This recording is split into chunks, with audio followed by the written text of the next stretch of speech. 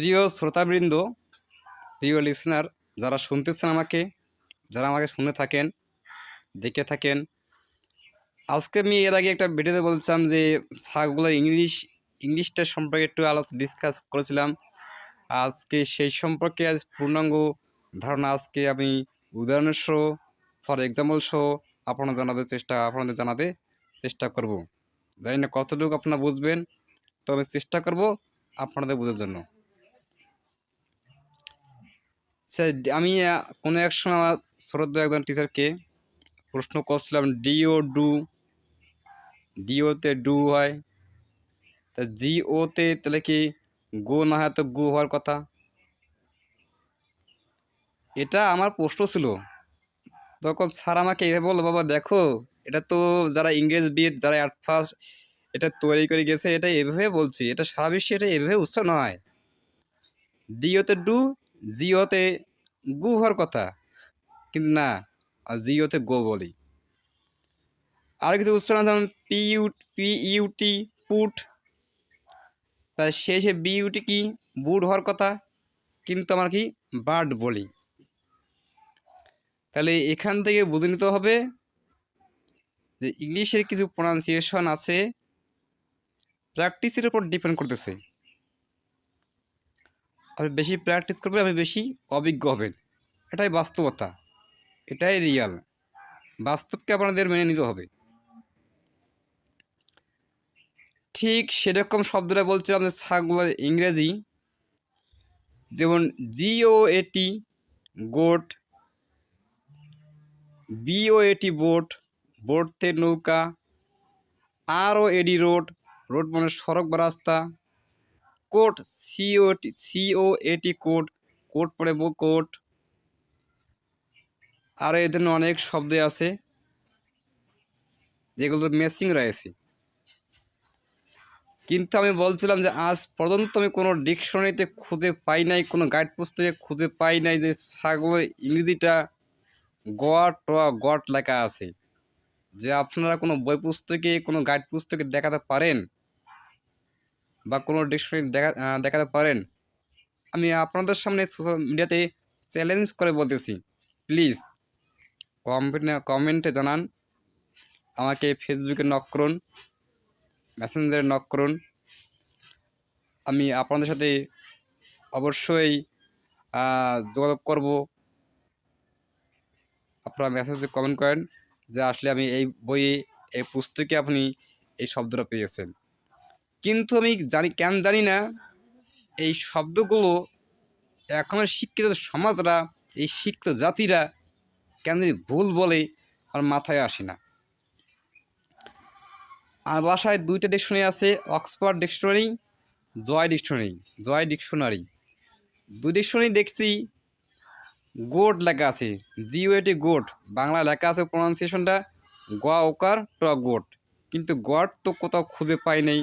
কিন্তু এখনকার অনেক টিচাররা, অনেক প্রাইভেট টিচাররা, অনেক যারা গার্জিয়ান আছে, তারা ছেলেমেয়েদের শেখাচ্ছে ছাগলের ইংরেজি গট মানে ছাগল, গট মানে ছাগল।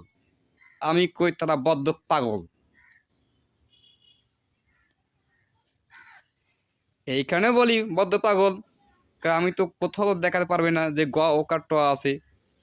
যেমন ব্যতিক্রম আছে কিছু বলি, আমি কিছুদিন আগে কিছু ব্যতিক্রম উদাহরণ ফর এক্সাম্পল দিলাম। আর ওটা বলি যেমন SON, সন মানে তো বলছিলাম, সন মানে কি হয়, সন মানে পুত্র। আবার এই SONকে সনকে সানো প্রনাউন্সিয়েশন উচ্চারণ করা যায়, সানো বলা যায়। যে উদাহরণস্বরূপ বলতে চাচ্ছি, মানডে, MON কি মন, ওর সঙ্গে DA যোগ করলে কী হয়, মন যোগ ডে, বলতে মানডে, মানডে অর্থ সোমবার। এর সঙ্গে আরও কিছু উচ্চারণ বলি, একটা প্রনাউন্সিয়েশন, নলেজ। আচ্ছা, নলেজকে যদি দুভাগ করা যায় কি হয়, KNO নো, যোগলেস LEDG লেস, তাই নো যোগলেস,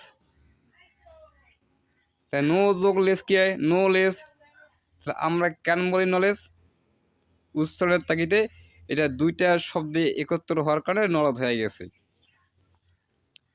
তো এই জন্য ব্যতিক্রম অনেক পড়েছি, কিন্তু এই ছাগলের জিনিসটা নিয়ে আমার এখনও কনফিউজ, এখনও ডাউট, আর মনের মধ্যে দ্বিধা সংকোচ কাজ করে।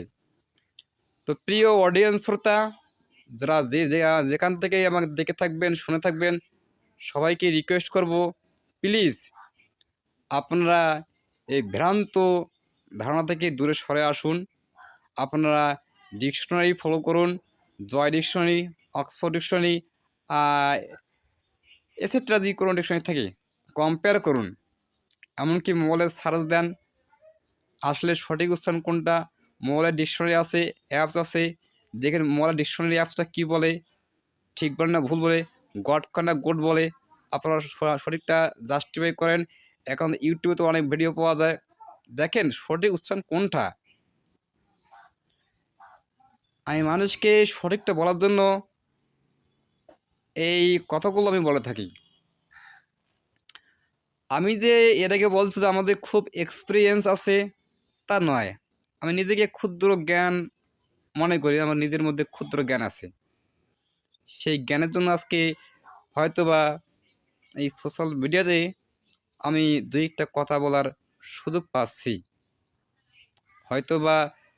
হয়তোবা যদি এই ক্ষুদ্র জ্ঞান থাকতো না, কখনোই আমার পক্ষে ডিসকাশন করা কখনোই সম্ভব হতো না। তা আমি চাইবো সবাইকে একটা কথাই বলি, আপনি নিজে সজাগ হন, অন্যকে সজাগ করার চেষ্টা করুন। প্লিজ ভুল ভ্রান্ত থেকে দূরে সরে আসুন, কাম ব্যাক, ফিরে আসুন, রিটার্ন হন। আমাদের শিক্ষিত সমাজের এই ভুলগুলো করা সাজে না।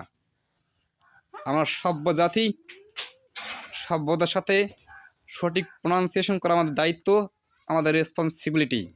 যারা প্রাইভেট কোচিং টিউশন পেশায় আছেন, প্লিজ স্টুডেন্টদের সঠিক জিনিস শেখান আপনারা। ও জানুক, ও অন্যকে সজাগ করুক যে আপনি ভুল শেখেন।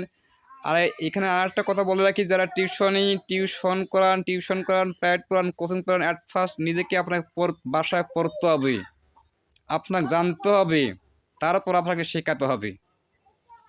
প্রিপারেশনবিহীন কোনো coaching teacher, private teacher, as a school teacher ভালো ক্লাস নিতে পারবে না। এটা আমার মাই অপিনিয়ন, আমার মতামত। আমার মনে হয়, আমি মনে করি।